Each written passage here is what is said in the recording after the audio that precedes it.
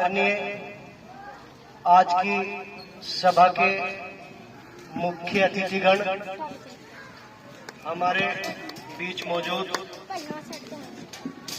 श्री विनोद सैनी जी, अनमोल गर्ग जी, अंकित गौतम जी और हमारे तुषार कामबोज जी और डॉक्टर राव तौहीद हसन और मेहरान भाई और राव इसरार गुलजार फौजी, डॉक्टर रियाज और हमारे राजीव भाई और डॉक्टर अकरम, डॉक्टर मुस्तकीम और भी अन्य यहाँ पर मौजूद बाहर से आए हुए सभी अतिथिगण और मदरसे के छात्रों।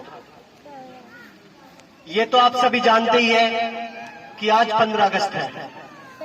15 अगस्त सन 1947 को हमारा देश आजाद हुआ था, हमें आजादी मिली थी। और मैं तो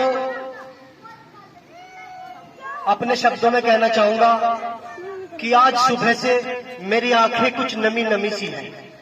आज सुबह से मेरी आंखें कुछ नमी नमी सी हैं और पता नहीं क्यों ऐसा लग रहा है कि कहीं कुछ कमी कमी सी है।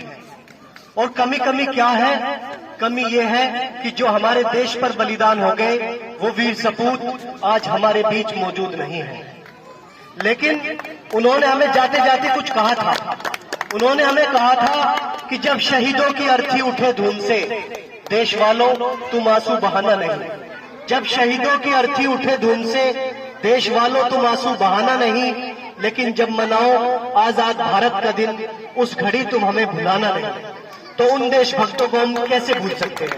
उन्हीं की याद में आज आप लोगों के बीच में प्रोग्राम प्रस्तुत है।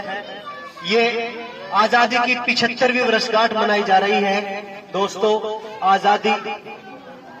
आजादी हमें अपनी जान से प्यारी है, क्योंकि हमारे भारत देश में सन 1947 से पहले गुलामी थी। हमारा देश ब्रिटिश सरकार का गुलाम था।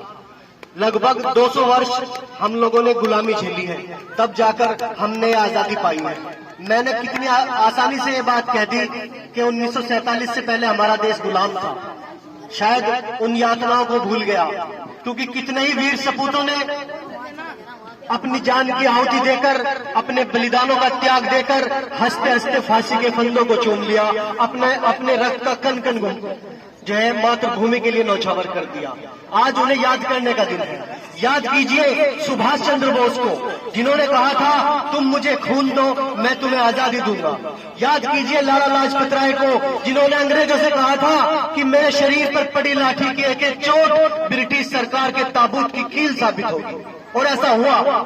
याद कीजिए भगत सिंह को, उधम सिंह को, अशफाक उल्लाह खां को और जो है मौलाना अबुल कलाम आजाद को, हाफिज जामिन शहीद को और भी ऐसे भारत माँ के वीर सपूतों को, जिन्होंने हंसते हंसते अपनी जान गंवा दी। बहुत बड़ा संघर्ष, बहुत बड़ा बलिदान है। मैं अपने शब्दों में व्याख्या नहीं कर सकता। तब जाकर हमें आजादी मिली है। हमें अपनी आजादी की परवाह करनी चाहिए, कदर करनी चाहिए। और आप लोगों को जान लेना चाहिए कि भारत एक सबसे बड़ा लोकतांत्रिक देश है। पूरे विश्व में भारत एक सबसे बड़ा लोकतांत्रिक देश है, जिसमें अपना खुद का एक लिखित संविधान है, जो बिल्कुल जो है मतलब बहुत ही बड़ा संविधान है, जो डॉक्टर भीमराव अंबेडकर ने हमें दिया था। तो हमें इसकी कदर करनी चाहिए और अपनी आजादी की परवाह करनी चाहिए। और रही बात मजहब की, मैं मानता हूं कि सबके मजहब अलग अलग है, लेकिन उस पर मैं एक शेर के माध्यम से आप लोग समझाना चाहता हूं कि मजहब जुदा जुदा सही वतन तो एक है।